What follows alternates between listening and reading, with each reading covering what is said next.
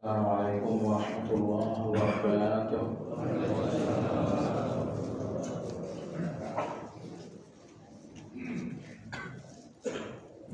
Alhamdulillah,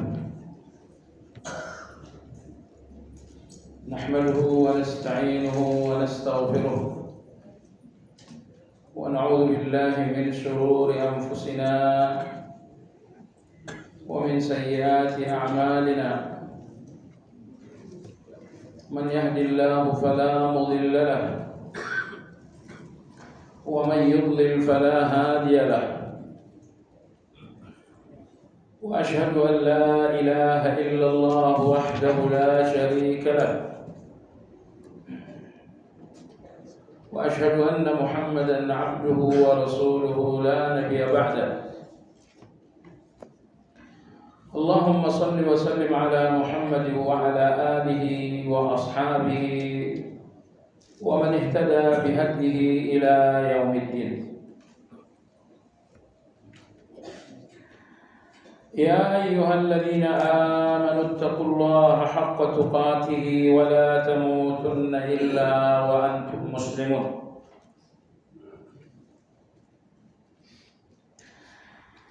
Kaum muslimin wal muslimat rahimakumullah.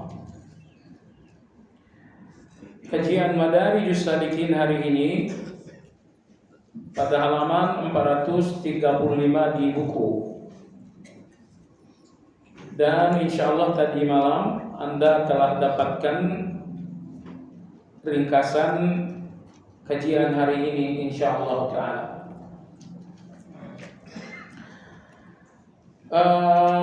Pembahasan hari ini tentang sebuah judul Hakikat Taubat Nasuh. Ini pembahasan yang ke-12 dalam hukum-hukum taubat. Pada ayat ke-8 dalam surat At-Tahrim,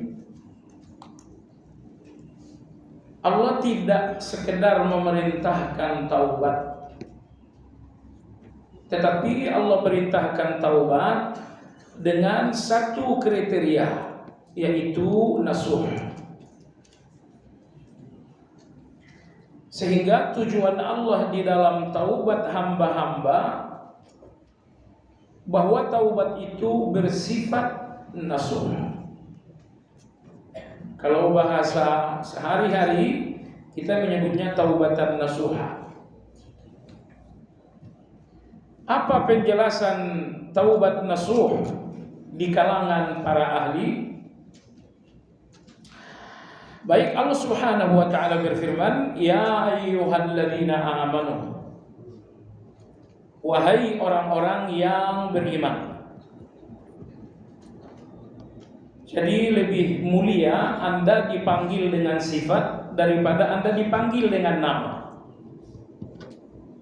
Sekiranya Anda dipanggil wahai fulan, di situ tidak ada nilai sanjungan. Tapi ketika Anda dipanggil dengan sifat wahai orang yang beriman, di situ ada nilai sanjungan dan kemuliaan. Jadi seolah Allah ingin menyadarkan Anda tentang sifat dalam diri Anda, yaitu kemuliaan iman. Ya ayyuhalladzina amanu, wahai orang-orang yang telah beriman, tubu ilallah, kembalilah kalian kepada Allah. Asal arti dari taubat adalah kembali. Taubatlah kepada Allah artinya kembalilah kepada Allah. Apabila tadi kalian ada di jalan yang menjauhi Allah, maka tempuhlah jalan yang mendekatkan kalian kepada Allah. Tubu ilallahi taubatan nasuha. Taubatlah kepada Allah dengan taubat yang nasuh. Taubat yang semurni-murninya. Hasil taubat nasuh ada dua. Anda dijauhkan dari keburukan, dan Anda diberikan kebaikan. Asa rabbukum ayyukaffira ankum sayyi'atikum. Mudah-mudahan Tuhan kalian akan menghapus kesalahan-kesalahan. Ini artinya dijauhkan dari keburukan.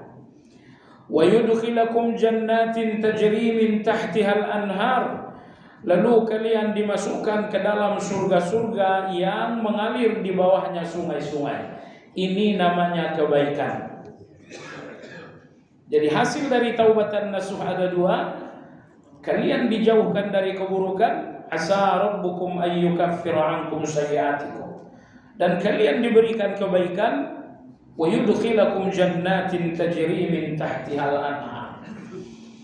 Jadi bahasa agama kita, kadang-kadang Al-Quran dan hadis mengatakan kebaikan, atau kadang-kadang disebutkan keburukan. Kalian diberikan kebaikan dan dijauhkan keburukan. Apa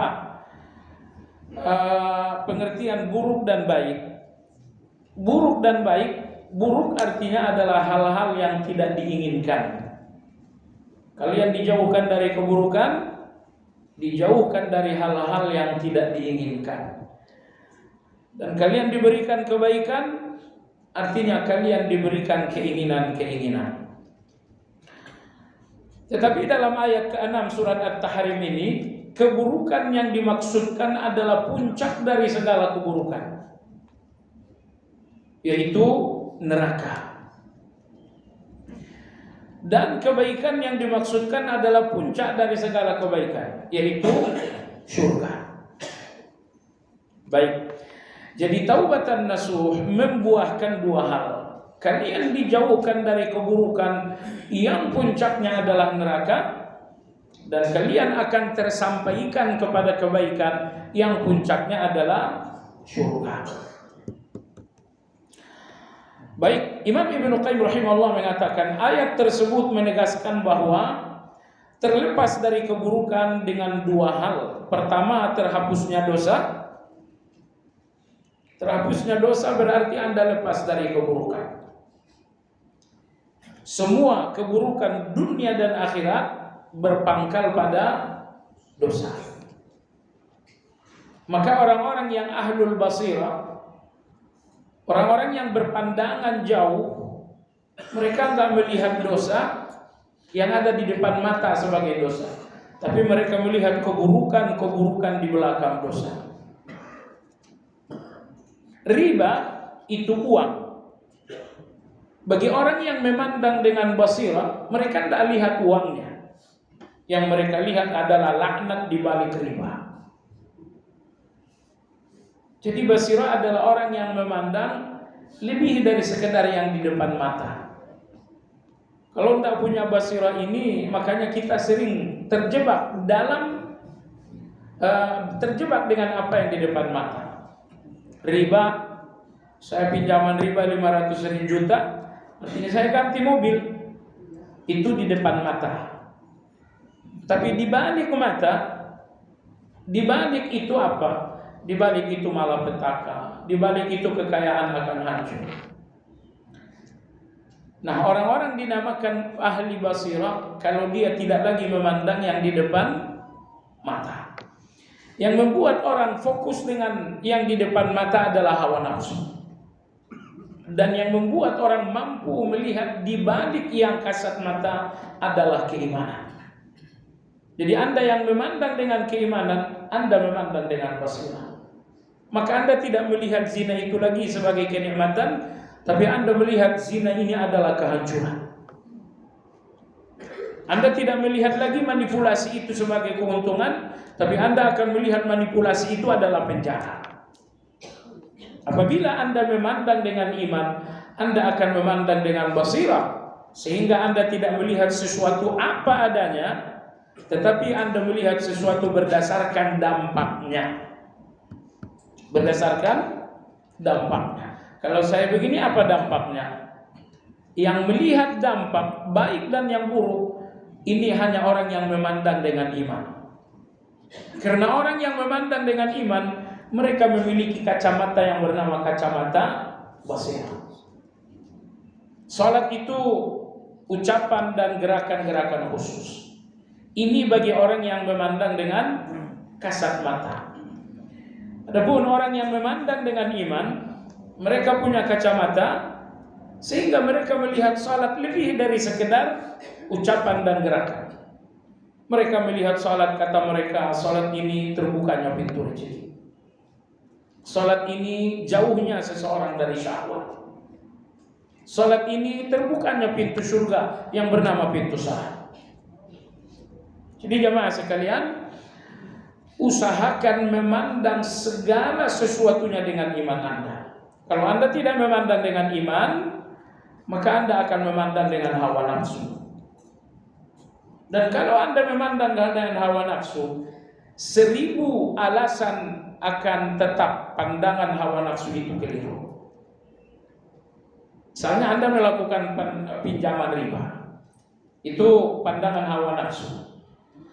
Betapapun Anda membangun 1000 alasan untuk pinjaman riba, tetap saja pinjaman riba enggak akan jadi benar dengan 1000 alasan Anda. Jadi alasan-alasan yang banyak ini hanya Anda sedang menipu diri sendiri saja. Jadi sekali lagi jamaah sekalian, apapun yang harus Anda pandang, yang harus Anda nilai, pastikan Anda memandang dan menilai dengan keimanan. Penilaian-penilaian Anda dengan keimanan Anda ini basirah. Orang yang memandang dengan basirah, mereka enggak melihat sesuatu apa adanya, tapi mereka melihat sesuatu berdasarkan dampak baik dan dampak baik dan dampak buruk. Ini istri saya bawel sekali, saya ceraikan saja. Oh, itu Anda lihat bawelnya, itu pandangan mata kepala. Coba Anda memandang dengan iman dan basirah, artinya lihat dampaknya. Ini berarti kalau cerai hancurlah anak-anak yang jumlahnya sebanyak 7 orang. Ketika Anda memandang dengan basirah, saya ulangi, Anda tidak akan melihat sesuatu apa adanya, tapi Anda akan melihat sesuatu berdasarkan dampaknya. Dampaknya di dunia dan dampaknya di akhirat. Itulah betapa pentingnya pandangan basirah.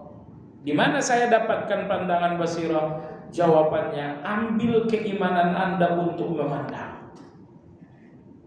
Baik. Terhapusnya dosa. Ini apa namanya? Lepasnya seseorang dari keburukan, pertama bahwa Anda terhapus dosa. Nomor 2, memasuki surga. Memasuki surga. Dan keduanya adalah hasil dari taubatan nasuh. Terhapusnya dosa, kemudian Anda masuk surga. Inilah 2 hasil dari taubatan nasuh. Imam Ibnu Qayyim berkata, nasuh berarti murni. Nasuh berarti murni, yakni memurnikan taubat dari segala penipuan, dari segala kotoran, dari segala keburukan. Murnikan taubat sehingga di dalam taubat ini gak ada penipuan. Kalau hari ini Anda taubat, besok balik lagi, ini penipuan. Kalau hari ini Anda taubat, tapi tujuan Anda untuk menghindari celaan manusia, ini taubat yang tercampuri dengan kotoran. Kotoran yang bernama pandangan manusia. Kotoran yang bernama riya. Ini saya taubat supaya dipuji orang. Ini taubat tercemar dengan kotoran yang bernama ujub.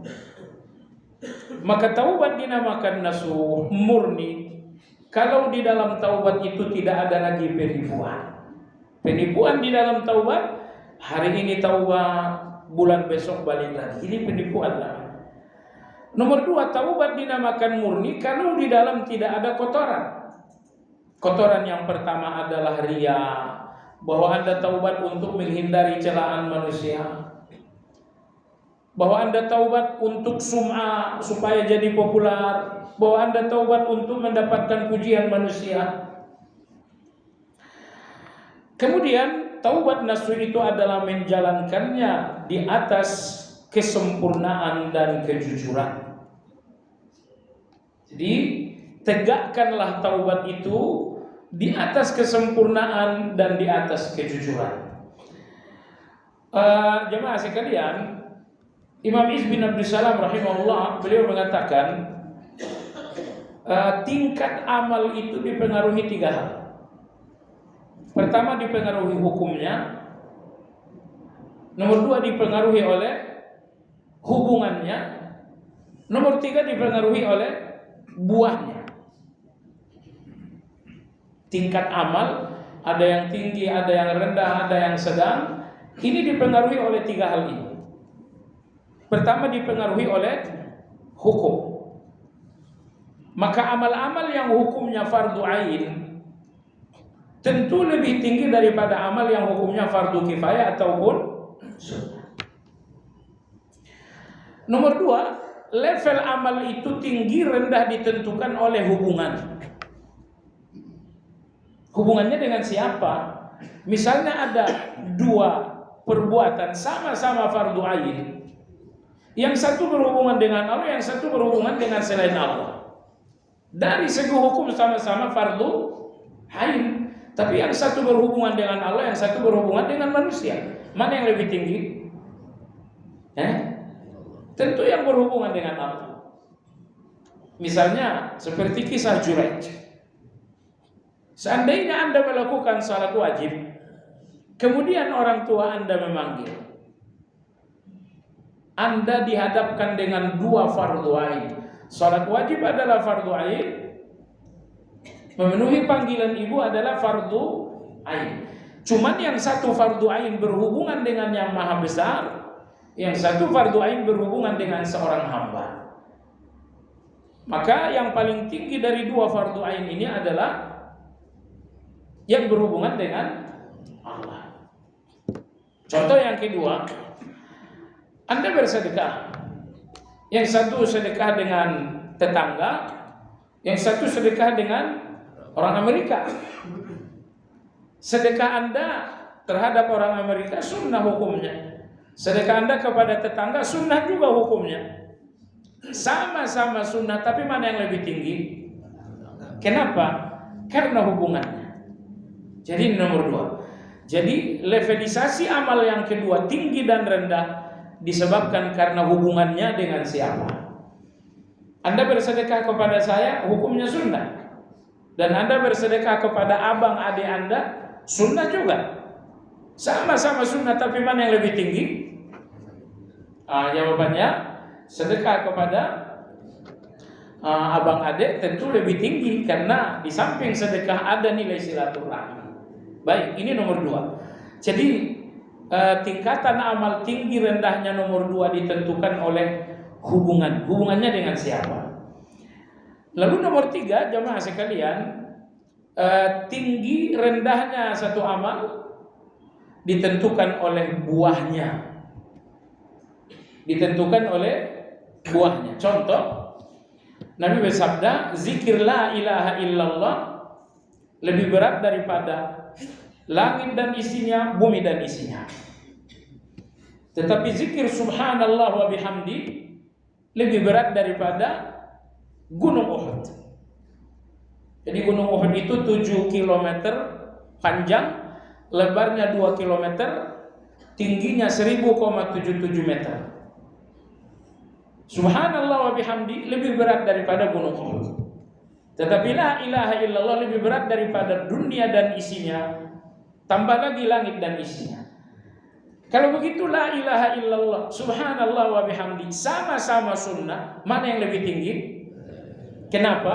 Buahnya. Ini buahnya lebih berat daripada langit dan isinya tambah isinya. Baik. Jadi dengan demikian jemaah sekalian yang saya hormati, kemuliaan bervariasi levelnya, ada yang tinggi, ada yang rendah. Apa yang menentukan levelisasi ini? Jawabannya, pertama hukumnya, yang kedua hubungannya, yang ketiga buahnya. Maksud kita di sini adalah taubatun nasuha itu adalah taubat di atas kejujuran. Di atas kejujuran. Anda jujur kepada manusia, hukumnya wajib. Anda jujur kepada Allah, hukumnya wajib juga. Tapi dua kejujuran ini mana yang lebih tinggi? Jujur Anda ini hukumnya sama-sama wajib kan? Tapi jujur yang berhubungan dengan Allah tentu lebih tinggi daripada jujur yang sekedar berhubungan dengan manusia. Baik. Apa komentar ulama-ulama kita terkait dengan taubatan nasuh? Di sini Imam Ibnu Qayyim rahimahullah pertama sekali menyebutkan komentar para sahabat, kemudian komentar para tabi'in.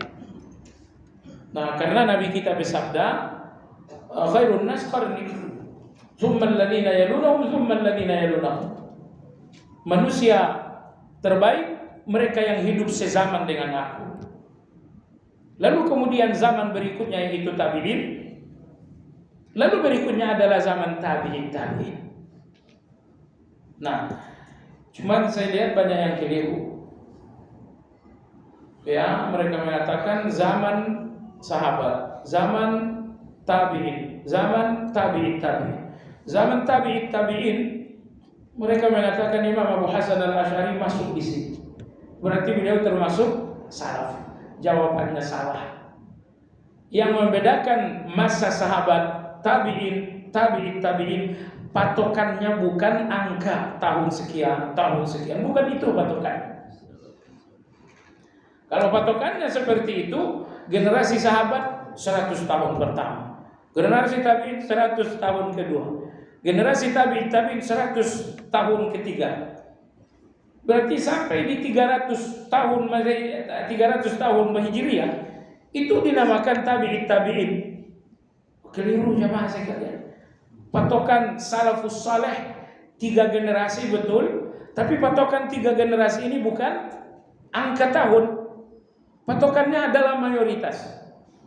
Ini ditegaskan Imam Ibnu Taimiyah. Dinamakan masa sahabat ketika mayoritas mereka hidup. Dan itu hanya sampai di zaman Ali radhiyallahu anhu. Setelah Ali radhiyallahu anhu meninggal dunia, sahabat masih ada tapi minoritas, paling 10, paling 20. Maka kalau yang tersisa hanya minoritas sahabat, ini tidak lagi dinamakan masa sahabat. Ini sudah dinamakan masa tabi'in. Karena yang hidup saat itu adalah mayoritas tabi'in. Dan mayoritas tabi'in ini hidup hanya sampai di zaman Abdullah bin Zubair ketika beliau menjadi gubernur Mekah. Selesainya kepemimpinan Abdullah bin Zubair, mayoritas tabi'in sudah tidak ada lagi. Yang tersisa hanya 1, 2, 3, mungkin 7. Kalau yang tersisa hanya minoritas tabi'in, maka ini tidak lagi dinamakan masa tabi'in. Berarti sekarang kita masuk kepada masa tabi'in. Nah, masa tabi'in ini berakhir pada kepemimpinan Bani Umayyah. Jadi berakhir Bani Umayyah, yang tersisa hanya 1, 2, 3 orang tabi'in. Sehingga walaupun mungkin beberapa orang tabi'in masih ada di zaman Bani Abbasiyah, ini tidak lagi dinamakan masa tabi'in. Nah, Imam Abu Hasan Al-Asy'ari beliau hidup di kapan? Beliau hidup di masa Abbasiyah. Di masa Abbasiyah bukan lagi masa salaf. Tidak lagi 3 generasi pertama. Kenapa? Karena di masa Abbasiyah adanya tabi'in hanya beberapa orang. Jadi kalau mereka hanya minoritas dalam satu masa, maka masa itu tidak dinisbahkan kepada mereka. Nah, mudah-mudahan saya ulangi biar Anda tidak salah ya. Karena di media sosial banyak orang yang suka nulis, suka bicara. Karena sukanya nulis bicara, kadang-kadang pertimbangan kebenarannya rendah. Sampai kapan satu masa dinamakan masa sahabat?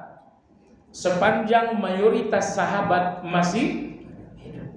Rasulullah wafat, para sahabat jumlahnya lebih 20.000 orang. Nah, dan mayoritas sahabat itu hanya hidup sampai di zaman Ali. Hanya di zaman Ali. Selesai zaman Ali, ada sahabat yang masih hidup tapi minoritas. Sudah nggak banyak lagi.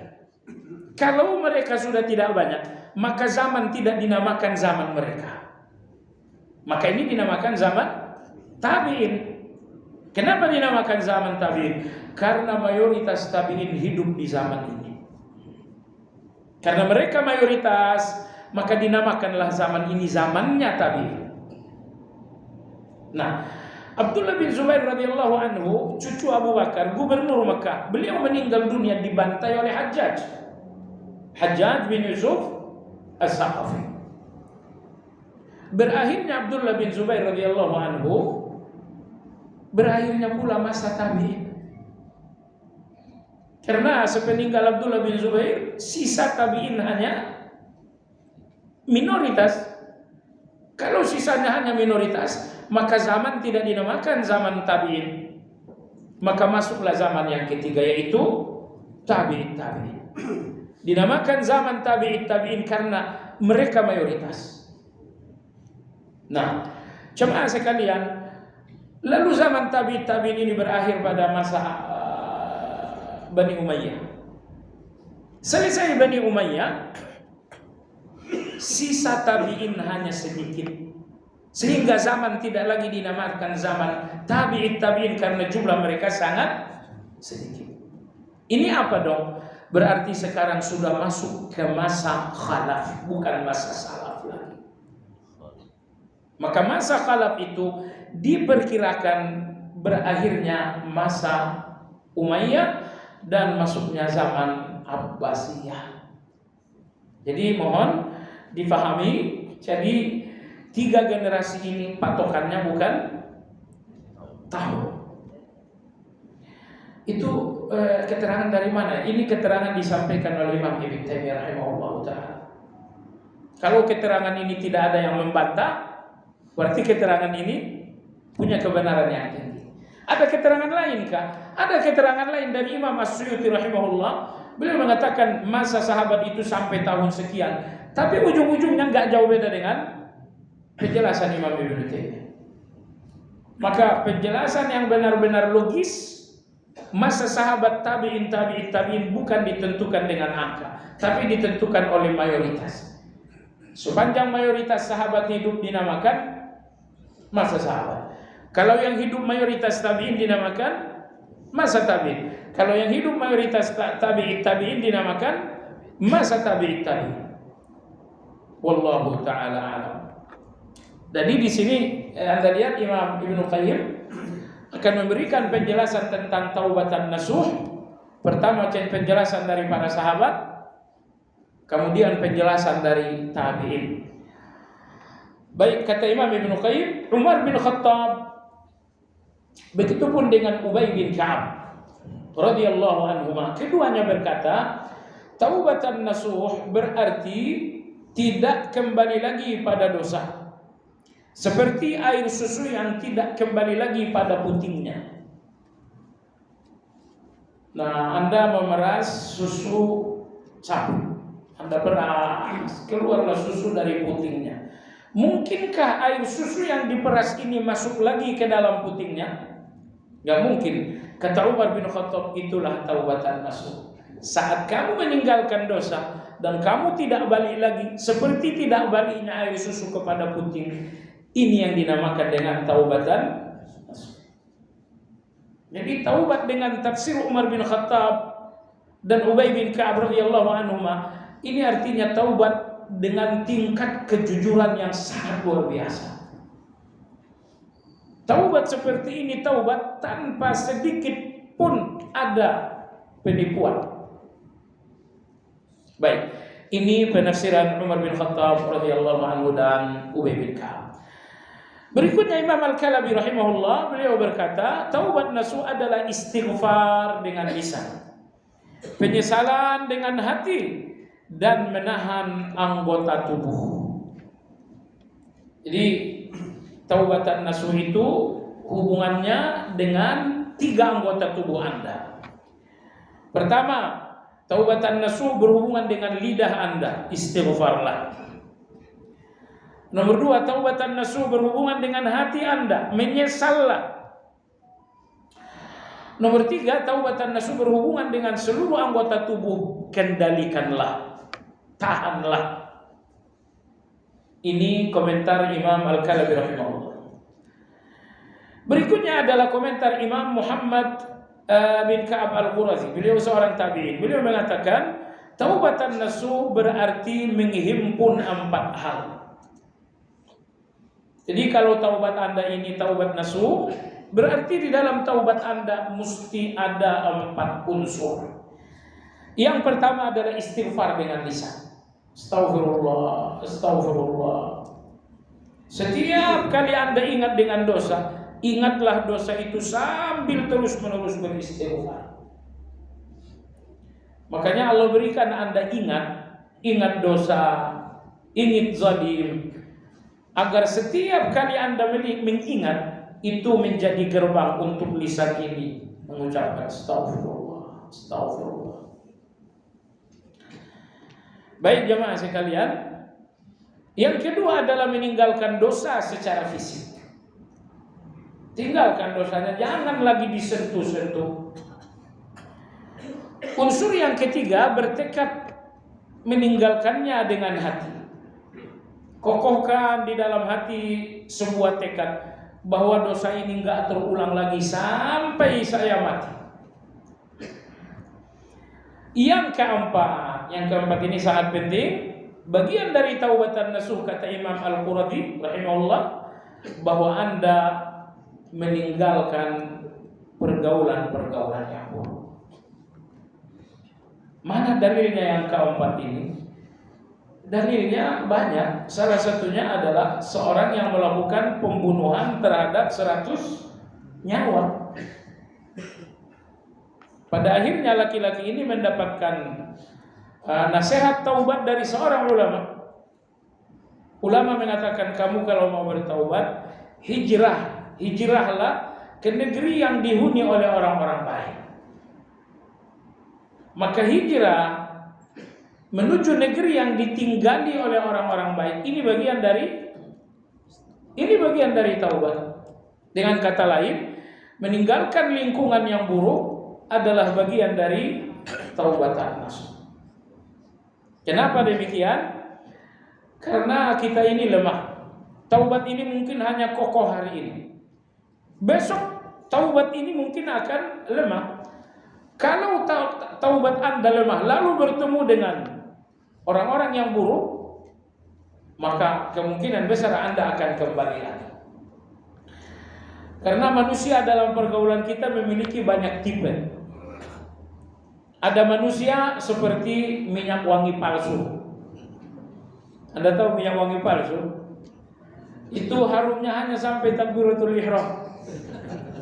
Pakai begini, Allahu Akbar, wanginya udah hilang. Begitu kita baca Fatihah udah nggak ada wangi lagi.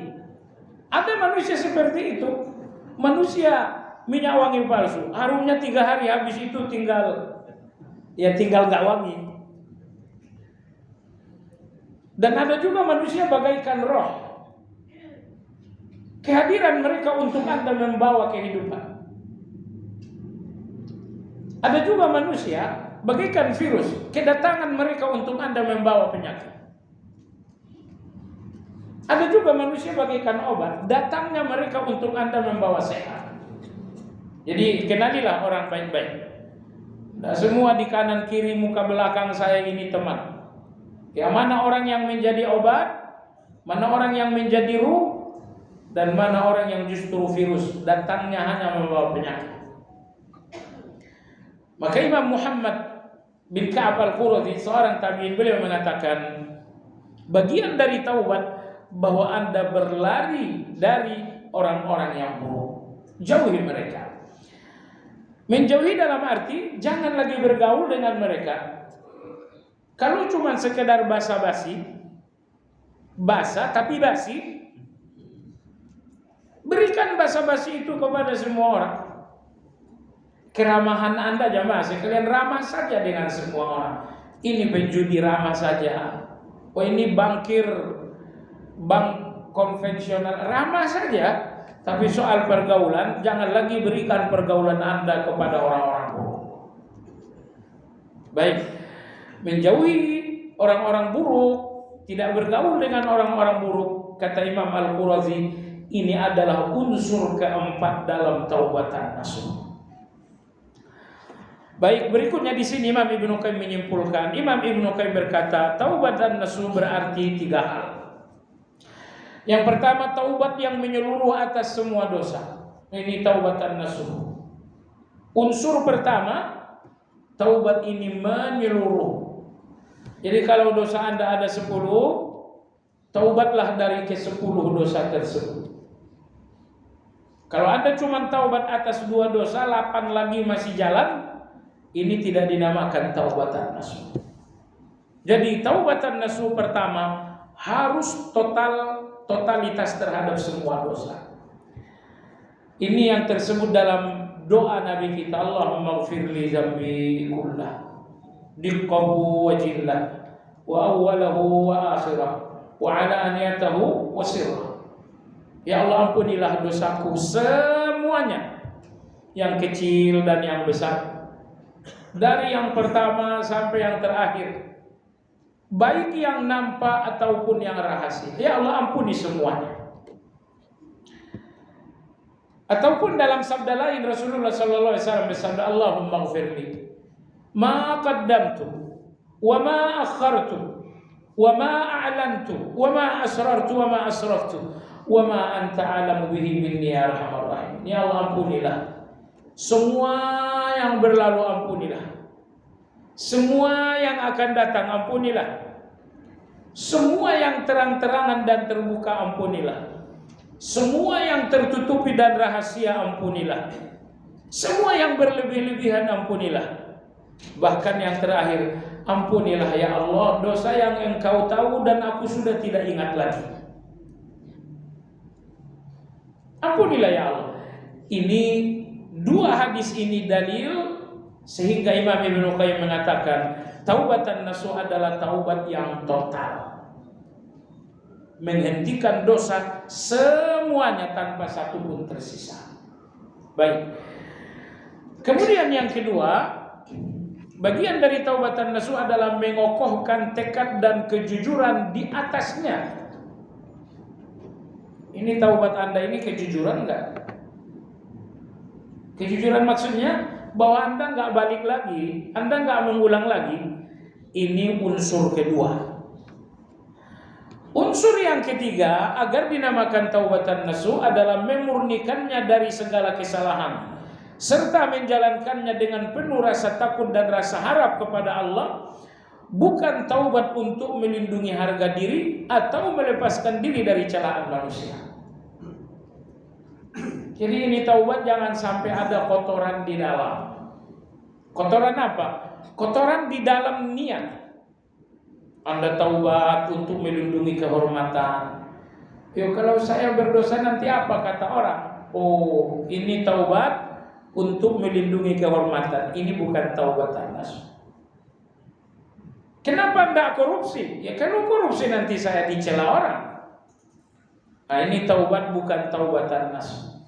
Karena di dalam ada kotoran. Taubat Anda untuk menghindari celaan manusia. Jadi taubat nasuh, taubat yang murni kita Ibnu Qayyim, bahwa Anda taubat semata-mata karena takut dan harap kepada Allah.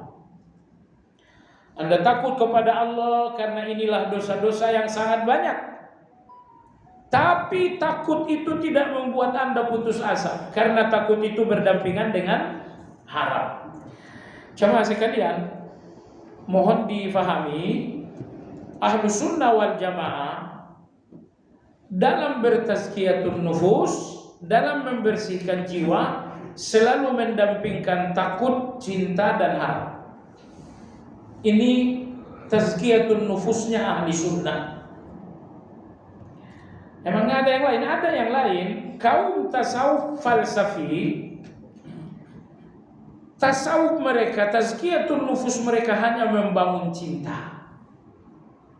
Hanya membangun cinta saja.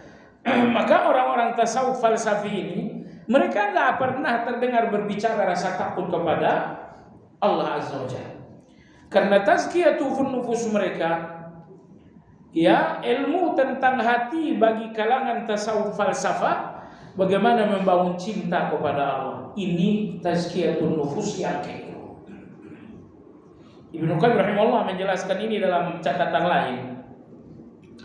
Kata Ibnu Qayyim rahimahullah, kalau cinta dipisahkan dari takut, cinta ini akan membuat seseorang lancang kepada Allah Azza wa Jalla. Akan membuat seseorang lancang kepada Allah. Ambil contoh misalnya, satu riwayat yang belum tentu benar tapi populer. Jadi nilai validitasnya tidak jelas tapi sangat populer. Riwayat ini mirip dengan cerita hantu. Hantu itu kan benar tidaknya wallahu alam. Tapi cerita hantu itu masyhur sekali. Nah, cerita berikut konon dari Rabi'atul Adawi rahimahullah ta'ala. Beliau mengatakan, ya Allah, kalau aku menyembahmu karena neraka, karena takut neraka, panggang aku dengan neraka itu. Kalau aku menyembahmu karena ingin surga, jauhkan aku sejauh-jauhnya dari surga. Aku gak mau surga. Tapi kalau aku menyembahmu karena engkau, jangan sampai engkau berpaling dariku. Nah, ini ucapan ini kan lancang. Lancang terhadap hukuman Allah, lancang terhadap janji Allah, dan lancang kepada Allah. Kalau aku menyembahmu karena neraka, panggang aku dengan neraka itu. Oh, ini lancang dengan hukuman Allah. Ya Allah, kalau aku menyembahmu karena ingin surgamu, jauhkan saja surga itu. Ini lancang terhadap janji Allah. Aku menyembahmu karena engkau, maka jangan kau berpaling dariku. Ini lancang kepada Allah Azza wa Jalla. Nah, kenapa ucapan lancang ini muncul? Jawabannya, inilah cinta yang telah dipisah dari rasa takut. Kalau cinta dipisahkan dari rasa takut, maka cinta ini akan menghasilkan kelancangan-kelancangan. Ucapan seperti ini, ucapan yang sangat mengerikan seperti ini, sangat banyak sekali dari orang-orang tasawuf falsafi. Mereka tidak bertasawuf menggunakan dalil, tapi menggunakan falsafah.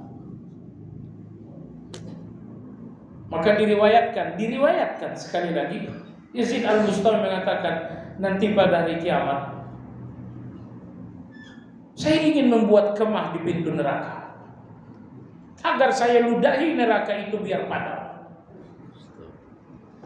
Ini benar atau tidak wallahu a'lam, tapi ini populer bahwa beliau mengatakan demikian.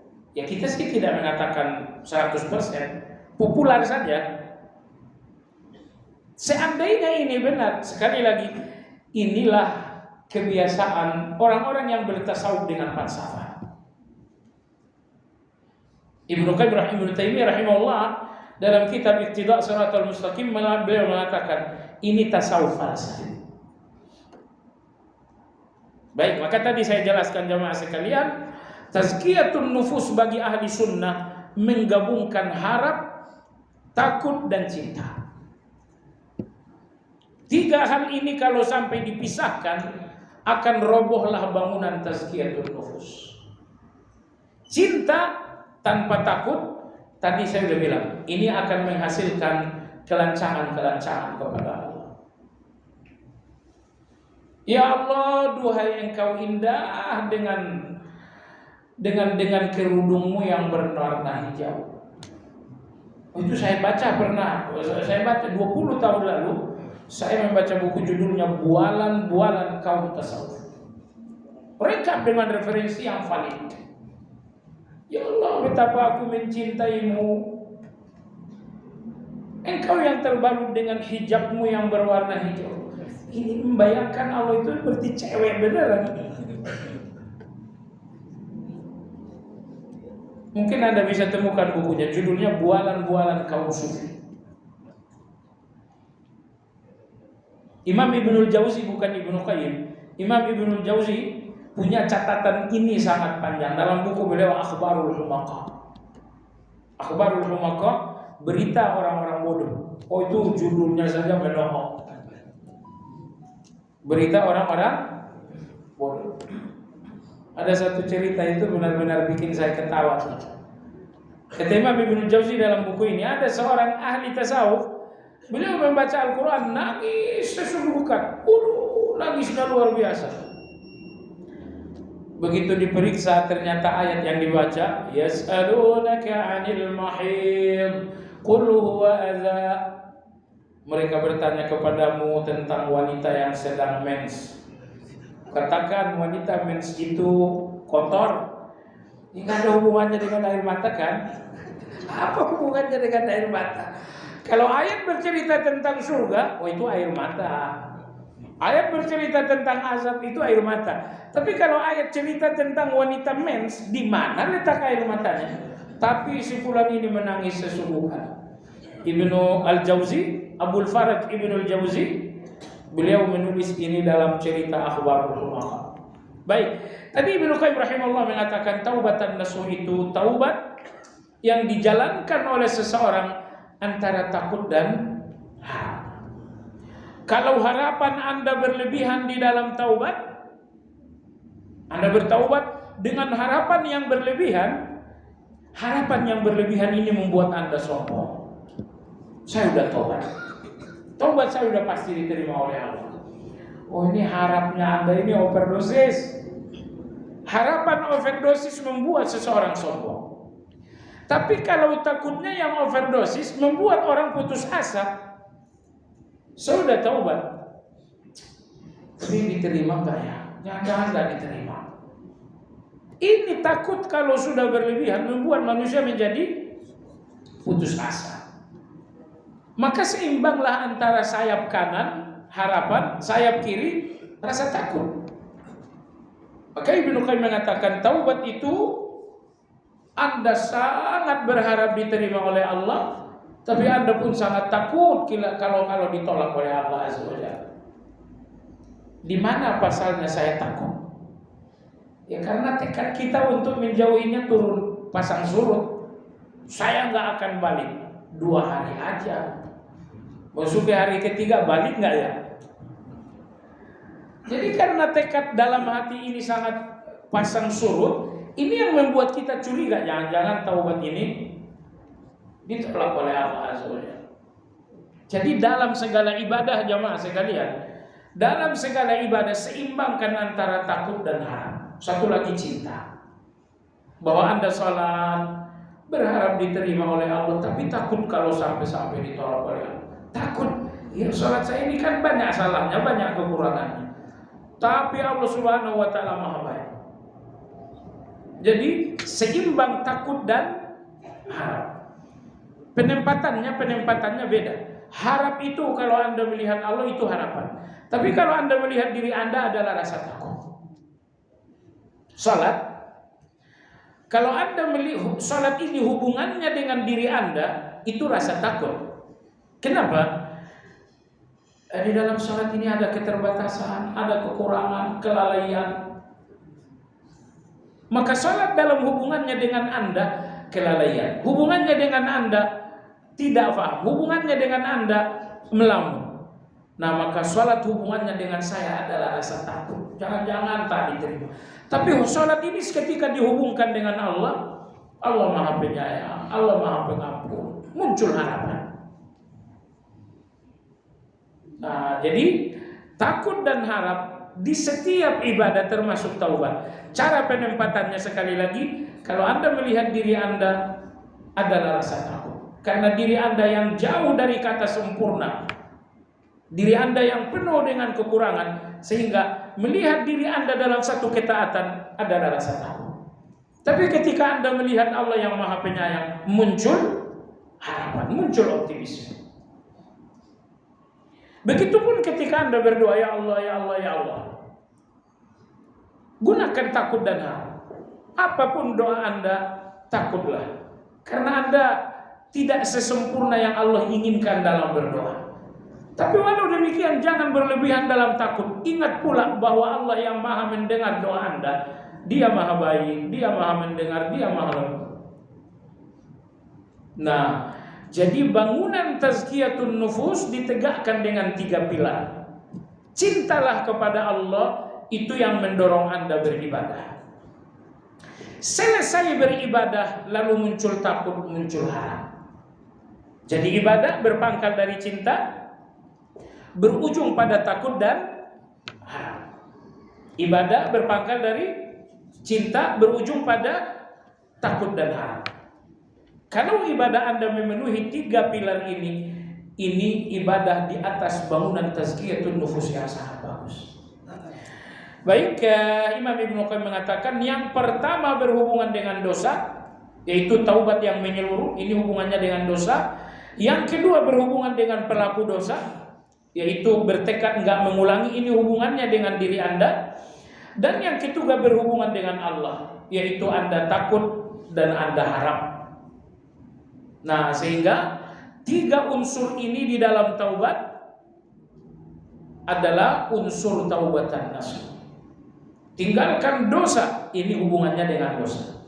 Bertekadlah, ini hubungannya dengan Anda yang bertaubat. Antara takut dan harap ini hubungannya dengan Allah. Sehingga taubatan nasuh itu berhubungan dengan 3. Berhubungan dengan dosanya, berhubungan dengan pelakunya, dan berhubungan dengan Allah. Taubatan nasuh dalam hubungannya dengan dosa, tinggalkan semuanya. Taubatan nasuh dalam hubungannya dengan pelaku dosa, bertekadlah, enggak mengulanginya lagi sama sekali. Taubatan nasuh dalam hubungannya dengan Allah, takut dan harap. Baik jamaah sekalian yang saya hormati, sampai di sini insyaallah pembahasan ke-13 yang akan datang adalah tentang menghapus dan mengampuni. Apa bedanya dosa dihapus dan dosa diampuni? Nah, ini akan kita bahas pada pertemuan yang akan datang insyaallah taala. Mudah-mudahan kajian ini bermanfaat bagi Anda yang Anda bertanya, dipersilakan.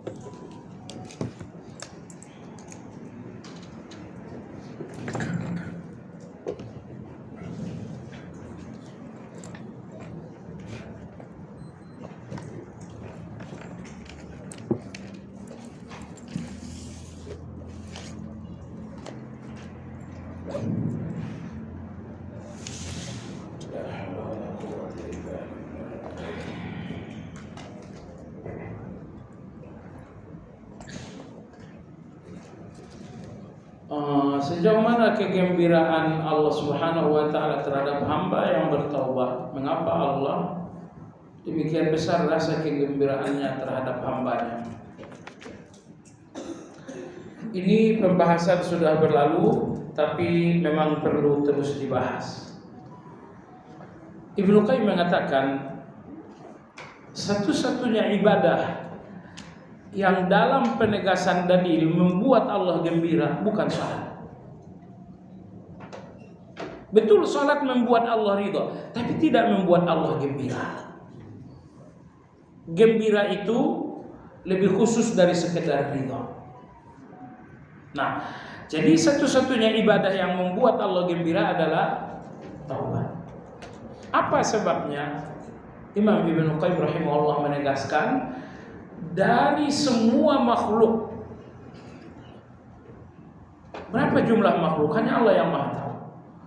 Dari semua makhluk yang paling dicintai oleh Allah adalah makhluk yang bernama manusia. Makanya ketika Allah akan mengangkat khalifatan fil ard, yang diangkat adalah manusia. Maka ketika Allah ingin mengutus seorang rasul, yang diutus adalah manusia. Jadi Allah Subhanahu wa taala lebih mencintai manusia melebihi semua makhluk yang lain. Nah, ketika makhluk yang dicintai oleh Allah ini membangkang, Allah benci. Tapi ketika kemudian dia kembali lagi kepada Allah, ini Allah gembira. Jadi gembiranya Allah karena Anda bertaubat, karena Anda adalah makhluk yang paling dicintai oleh Allah Azza wa Jalla, melebihi segala makhluk. Allah tidak memilih malaikat itu untuk menjadi khalifah. Allah pun tidak memilih malaikat itu untuk mendakwahkan kalamnya. Makanya begitu Allah menciptakan manusia, Allah ingin khalifah, Allah pilih manusia. Allah ingin rasul, Allah pilih manusia. Begitu manusia ini udah jadi diciptakan, Allah panggil malaikat, malaikat, sujud kalian kepada manusia. Allah panggil jin, dalam hal ini iblis, sujud kalian kepada manusia. Jadi betapa Allah sangat mencintai manusia. Dan Anda lebih sadar, lebih paham lagi ketika Anda memahami hadis berikut. Khalaqallahu Adam ala surati. Allah menciptakan Adam seperti bentuknya Allah. Seperti bentuknya Allah. Kata Nabi begitu. Apanya yang sebentuk dengan Allah itu jangan dicari lagi. Itu jangan dicari lagi. Ini dinamakan hadits surah. Di sini tergelincir Imam Ibnu Khuzaimah. Intinya Allah menciptakan Adam seperti bentuknya Allah. Dalam hal apa? Jangan dicari. Tapi bahwa Allah mengatakan Allah ciptakan Adam dengan bentuknya Allah, ini menunjukkan betapa manusia ini istimewa sekali. Baiklah. Makanya ketika manusia yang bersalah ini kembali lagi kepada Allah, ini kembalinya makhluk yang sangat dicintai. Makanya Allah gembira. Kadang masih banyak terlihat jamaah di tempat kami ketika salat terlihat gerakannya tidak sesuai syariat. Namun mereka tidak mau belajar dan terus-menerus melakukan salat seperti itu. Bagaimana dengan perasaan anak yang khawatir terhadap kondisi tersebut? Gerakan orang dalam salat itu pertama gerakan yang memang sia-sia. Nomor 2 gerakan salat tapi salah. Ini 2 kesalahan. Gerakannya gerakan salat tapi salah. Misalnya Allahu Akbar. Ini gerakan salat tapi salah. Bersedekap cuma 3 riwayat. Riwayat 1 dan 2 riwayat Wa'il bin Hujur. Riwayat ketiga riwayat Sahal bin Sa'ad. Riwayat pertama letakkan di pergelangan. Riwayat kedua genggam. Riwayat yang ketiga di lengan. Ini 3 riwayat tentang bersedekah. Tiba-tiba datang seorang bersedekah, Allahu Akbar.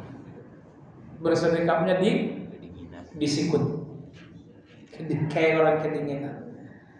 Ini gerakan salat tapi salah. Gerakannya gerakan salat tapi salah. Atau misalnya ada takbir, Allahu Akbar. Jari-jarinya terlalu renggang. Ini memang gerakan salat tapi salah. Ini kesalahan gerakan yang pertama. Gerakan salah, gerakan salat yang salah. Gerakan salah yang kedua gerakan yang bukan gerakan salat. Nah, kalau Anda udah belajar sunnah, Anda selamat dari gerakan salah yang pertama. Gerakan-gerakan salat Anda, takbir, sedekap, ruku, sujud, gerakan-gerakan salat Anda gerakan-gerakan yang benar. Di mana kesalahan Anda? Muncul gerakan yang bukan gerakan salat. Ini kesalahan juga. Lagi salat misal, alhamdulillahirabbil alamin, arrahmanir rahim. Jadi pahami, ini dua-duanya gerakan salah. Orang-orang yang belum belajar sunnah, gerakan salah mereka adalah gerakan salat yang salah. Kalau Anda udah belajar sunnah, gerakan salah Anda adalah gerakan yang bukan gerakan salat, ditambah-tambah dalam salat. Nambah-nambah juga. Kalau yang tadi merubah, kalau Anda menambah, Allahu Akbar, alhamdulillahirabbil alamin, arrahmanir rahim. Kan banyak sekali. Berlebihan kawan-kawan kita. Berlebihan. Apa yang dilakukan? Anda nambah-nambahin. Emangnya pegang-pegang jenggot itu gerakan salat? Iya, kalau memang Anda sedang gatal banget. Kalau sedang gatal ya anggaplah itu darurat atau kebutuhan. Ini nggak ada daruratnya jemaah sekalian. Lagi sholat tahu-tahu. Wah, baik jemaah sekalian. Nah, ketika Anda melihat kesalahan seperti itu, pertama bersihkan hati. Pertama bersihkan hati. Maksudnya apa? Lihat kesalahan orang lain seperti Anda melihat musibah. Anda ikut saya khutbah Jumat di Nur Iman beberapa minggu lalu. Jangan melihat kesalahan orang lain dengan benarnya Anda. Kalau Anda melihat salahnya orang lain dengan benarnya Anda, sikap Anda menyalahkan, sikap Anda memvonis, sikap Anda menuduh. Tapi kalau Anda melihat kesalahan orang lain sebagai musibah, orang ini salah, Masya Allah ini musibah, Anda akan melihat kesalahan orang lain dengan rasa kasihan. Dengan rasa kasihan. Nah, maka yang pertama adalah lihat kesalahan orang lain bahwa Anda melihat satu musibah, sehingga Anda kasihan, lalu Anda mendekatinya dengan nasihat-nasihat yang lembut. Gitu ya. Nomor dua, ketika Anda melihat kesalahan orang lain, selamatkan pula hati Anda. Apa itu? Dia salah dalam gerakan, tapi insya Allah hatinya penuh dengan ikhlas. Sehingga Anda nggak melihat orang ini hanya dari satu jendela salah. Oh tidak, dia salah dalam 1 dan 2, tapi dia benar dalam 20. Wah, seimbanglah dalam hal ini. Oh saya nggak lihat benarnya, saya nggak lihat benarnya, cuman mungkin saya nggak tahu. Nah, dan yang ketiga Anda nasihati dengan cara yang baik. Seorang muslim yang awalnya awam tentang hukum syar'i, kemudian dia coba belajar ilmu agama, hingga tiba di mana dia mengalami ujian hidup yang bertubi-tubi. Apakah dengan kata lain orang yang mencoba mendekatkan diri dengan Allah, dia dapat dikatakan dia sedang mendeklarasikan diri agar diberikan ujian hidup yang semakin berat? Jadi, apakah dengan kata lain orang yang mencoba mendekatkan diri dengan Allah dapat dikatakan dia sedang mendeklarasikan diri agar diberikan ujian? Enggak. Itu bukan deklarasi, ya Allah aku telah berubah, aku udah siap dengan ujian. Nah, itu memang satu keniscayaan. Setiap orang yang dekat dengan Allah itu, maka Imam Ibnu Qayyim mengatakan ujian itu 3 macam. Ujian Allah itu ada 3 macam. Yang pertama al-istifa, yang kedua adalah al-kafarah, dan yang ketiga adalah azab. Itu ujian. Kadang-kadang Allah menguji istifa karena Allah sedang memilih Anda untuk naik level. Nah, nomor 2, kadang-kadang Allah menguji untuk menghapus dosa. Nomor 3, kadang-kadang Allah menguji semata-mata hukuman. Ini 3 macam ujian. Rasul-rasul diuji oleh Allah bukan karena dosa, bukan untuk menghapus dosa. Semua rasul-rasul diuji oleh Allah dengan alasan yang pertama, al-istifa, ingin memilih mereka untuk level yang lebih tinggi. Nah, tapi kalau Anda dan saya diuji oleh Allah, kemungkinan besar nomor 2, ini dosa memang udah banyak banget. Istighfar udah nggak cukup menghapus dosa, sehingga perlu ada hukuman, perlu ada ujian-ujian agar dosa ini benar-benar bersih.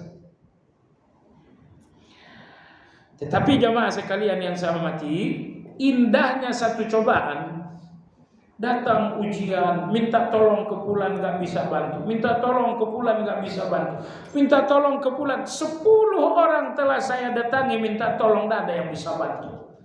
Anda tersiksakah itu? Justru di situ keindahan. Di mana indahnya? 10 orang tak ada yang bisa bantu padahal Anda telah datang. Itu artinya Allah sedang memutuskan Anda dengan semua manusia agar Anda hanya mengandalkan Allah Subhanahu wa taala. Kalau orang 1, orang 2 bisa membantu, Anda tidak diputuskan Allah dari manusia, yang artinya Anda masih bersandar kepada manusia. Jadi jamaah sekalian, ketika Allah tidak mau Anda bersandar kepada manusia, maka Allah putuskan Anda dari manusia. Fulan tak bantu, fulan tak menolong, fulan tak mendukung. Anda jangan tersiksa. Anda nggak boleh baper. Fulan tak bantu, fulan tak menolong, fulan sama-sama ngaji nggak mendukung. Ketika Allah melepaskan Anda dari manusia, itu karena Allah ingin agar Anda hanya bersandar kepada Allah Azza wa Jalla. Sehingga mohon maaf, doa Anda akan semakin luar biasa. Kekeliruan kita dalam berdoa, masalah kita mengalahkan doa kita. Padahal mestinya doa kita mengalahkan masalah. Masalah Anda itu penyakit. Dan doa Anda ini adalah obat. Penyakit ini akan hilang kalau doa ini sesuai dosis. Misalnya apa sih masalah Anda? Anak saya bandelnya luar biasa. Baik, didoakan enggak? Ya hari Jumat saya doain sekali seminggu. Oh, penyakit parah Anda obati dengan dosis yang sangat kecil, penyakit nggak bakal sembuh. Tapi kalau misalnya anak bandel ini Anda guyur dengan doa, pagi hari diguyur dengan doa, nanti duha diguyur dengan doa, nanti zuhur diguyur dengan doa, Masya Allah, ini namanya penyakit Anda obati dengan dosis yang besar. Oh ini obat keras, dosis besar. Ini penyakit pasti selesai. Nah jadi pastikanlah jamaah sekalian, ujian-ujian Anda kalah dengan doa. Jangan doa ini yang kalah dengan, misalnya kalau dinilai ujian Anda nilainya 70, nilai doa Anda berapa? 20, wajar. Wajar. Penyakit tidak sembuh, dosis terlalu kecil. Tapi kalau misalnya nilai ujian Anda 70 dan nilai doa Anda 100%, oh cuma 3 hari ujian ini bakal lenyap. Ujian ini selesai dalam 3 hari. Nah, tapi karena Allah tidak mungkin mengajari Anda seperti ini. Sini kau saya ajarin, dengarkan. Enggak. Allah membuat Anda belajar sendiri karena Allah itu maha bijaksana. Kamu udah doa 3 tahun belum selesai masalah? Belum. Belajarlah dengan dirimu. Allah udah katakan doamu adalah solusi. Kalau doamu tak solusi, berarti doamu ini ada masalah. Belajarlah. Nah, baik jemaah sekalian. Jika kemudian orang itu jadi kendor dalam beragama, hanya mengerjakan yang wajib saja karena dia mulai galau, jika terlalu kuat beragama malah justru memancing banyak ujian hidup. Ya haula wala quwwata illa billah. Iya ini betul ini. Saya tidak boleh kencang-kencang kalilah beragama. Agama terlalu kencang, ujian pun nanti tambah kencang. La haula wala quwwata illa billah. Dengar baik-baik. Imam Ibnu Taimiyah yang ngasih Anda dan saya nasihat bagus banget. Kata Ibnu Taimiyah begini. Bagi orang-orang yang ahli ma'rifat, artinya mereka mengenal Allah, mereka mengenal diri. Bagi orang yang ahli ma'rifat, justru ujian itu nikmat. Ujian itu tidak sakit, ujian itu nikmat. Baik, Ibnu Taimiyah rahimahullah memberikan contoh. Kata beliau dalam Majmu' Fatawa, Rabi'atul Adawiyah lagi. Beliau Rabi'atul Adawiyah suatu hari pernah megang pisau motong apa, tiba-tiba jari-jarinya nyaris terpotong. Darah mengucur dan ini daging telah menganga. Rabi'atul Adawiyah rahimahullah ta'ala, beliau tersenyum. Orang-orang mengatakan darah mengucur, luka menganga, tapi Anda tersenyum. Rabi'atul Adawiyah mengatakan, saya enggak melihat darahnya, tapi saya melihat dosa saya sedang diampuni. Tuh.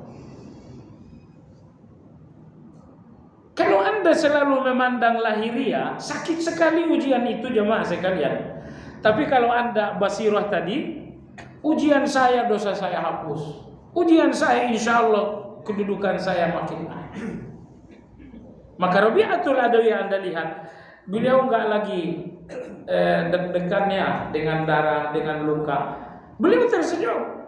Beliau mengatakan darah ini dosa saya yang diampuni. Jadi jemaah sekalian, sehingga orang-orang yang ahli ma'rifat itu enggak ada yang merasa sakit dengan ujian. Kalau ujian itu bagi Anda masih sakit, Anda belum ahli ma'rifat. Anda belum mengenal Allah, Anda belum mengenal diri. karena banyak yang tak dikenal, makanya ujian ini sakit. Kalau Anda mengenal Allah, Anda paham kenapa Allah kirimkan ujian. Kalau Anda mengenal diri, Anda pun paham kenapa ujian ini datang. Nah, kalau Anda sudah seperti itu modelnya, maka ujian ini enggak lagi sakit, tapi ujian ini justru nikmat. Seorang dai yang mengajarkan ilmunya, sementara dia juga harus banting tulang nyari nafkah untuk kebutuhan keluarganya, sehingga dia tidak bisa maksimal dalam memperdalam ilmunya sebelum didakwahkan. Apakah nilai pahalanya bisa lebih besar di sisi Allah dibanding seorang dai yang memang dijamin kebutuhan hidupnya sehingga bisa fokus dalam ilmu agamanya seperti para ulama di Timur Tengah? Jamaah sekalian yang saya hormati, ini ngeri-ngeri sedap baca pertanyaannya. Jaminan rezeki itu bukan ikhtiar kita, bukan itu jaminan. Anda jangan salah. Jaminan rezeki kita Allah. Jaminan rezeki kita adalah Allah. Jadi begini, saya dagang, itukah jaminan saya? Oh bukan. Ya, saya gaji itukah jaminan rezeki? Ya bukan. Misalnya kalau saya seorang dai yang dapat jaminan dari Duta Besar Arab Saudi, itu 1 bulan saya dapat 20 juta itu. 1 bulan saya dapat 20 juta. Seseorang merekomendasikan saya, tapi saya setengah hati sebetulnya. Saya ikut ujian, saya gagalkan saja diri sendiri. Saya lagi nyari hewan korban, ditelepon dari Duta Saudi, kamu kesini ujian. Kok nggak pakai ngomong-ngomong ujian, kita lagi nyari kambing. Jadi jamaah sekalian yang saya hormati, jadi kalau misalnya dai-dai dari Saudi digaji 20 juta sebulan, apakah itu jaminan? Ini bukan jaminan. Di mana bukan jaminannya? Jaminan rezeki itu antara income dengan keadaan. Income saya 20 juta sebulan, tapi misalnya keluarga saya harus cuci darah sehingga sebulan butuh 30 juta. Ini 20 juta jaminan enggak? Ya bukan. Bukan jaminan lagi. Misalnya income saya 50 juta, besar sekali kan? Besar sekali. Tapi ternyata ada seorang keluarga yang harus dirawat dan perawatan per bulan, per harinya, per minggunya aja 10 juta. Income 50 juta ini jaminan tidak? Jadi jamaah sekalian, Anda jangan berpikir jaminan itu nilai dari income Anda. Justru yang lebih jaminan adalah sehat walafiatnya Anda, itu yang lebih jaminan. Walau misalnya pemasukan Anda cuma 5 juta, tapi Masya Allah semuanya baik-baik. Anak pertama beasiswa, anak kedua beasiswa, anak ketiga beasiswa. Sehingga 5 juta ini cuma beli permen doang. Masalahnya beras di rumah juga dikirimin dari kantor. Jadi 5 juta ini cuma beli permen doang. Itu berkah sekali. Jadi jemaah sekalian, dan saya katakan ya, urusan rezeki rahasianya ada dalam satu hadis qudsi. Ini hadis ini bagi saya sendiri sangat berpengaruh. Insya Allah bagi Anda juga, karena hati kita sama. Allah berfirman dalam hadis qudsi Ibn Adam, tafarraq li ibadati.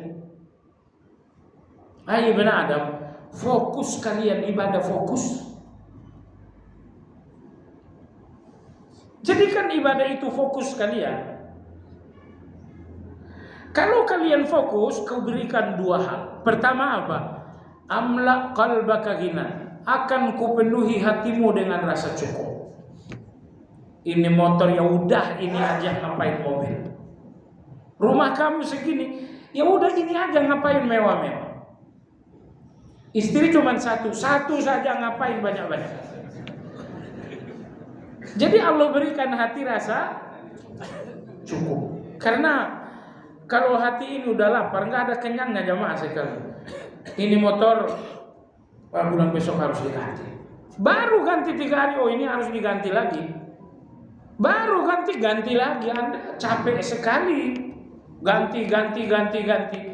Rumah pindah, capek sekali Anda itu. Kalau hati Anda udah lapar, dunia dan isinya nggak pernah bikin Anda kenyang. Maka Nabi mengatakan, kalau seorang anak Adam dikasih emas satu lembah, misal usia Anda 300 tahun tuh nggak bakal habis kan?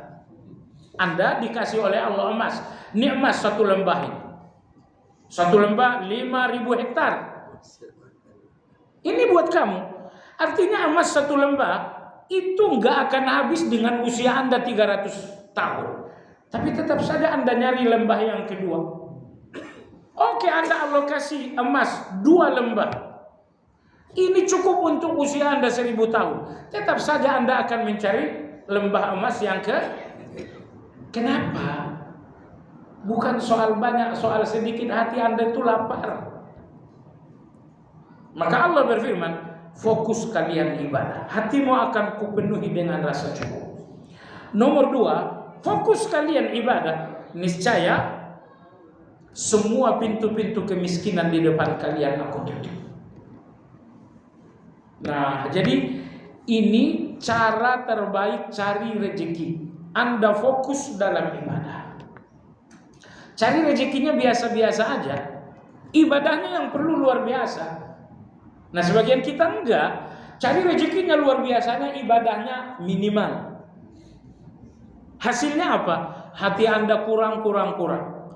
Hasilnya apa lagi? Di depan Anda pintu-pintu kemiskinan menganga. Apa maksudnya? Sehat Anda itu pintu kemiskinan. Kalau sampai Anda sakit parah, jual rumah, jual mobil, jual aset. Coba lihat. Terbuka pintu kemiskinan yang membuat Anda melarat. Anak-anak Anda itu pun pintu kemiskinan. Bagaimana kalau anak pertama bertingkah sehingga Anda harus bayar denda senilai 5 miliar? Allah mengatakan pintu-pintu kemiskinan semuanya aku tutup.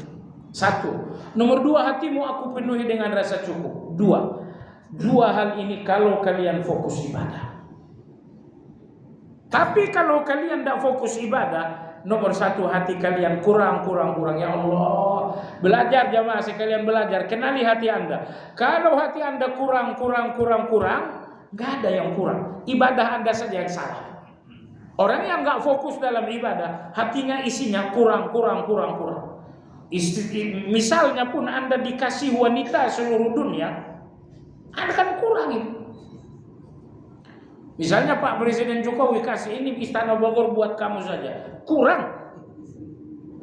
Karena kurang itu bukan soal sedikit banyak. Kamu tak fokus ibadah, hatimu isinya kurang. Nah, maka sampai kajian ini, cobalah kalau Anda masih punya mental kurang, ibadah Anda gak beres. Makanya ingat konsepnya. Ibadah maksimal, kerja biasa-biasa saja. Jangan dibalik. Ibadahnya biasa-biasa, kerjanya luar biasa. Salah pasang.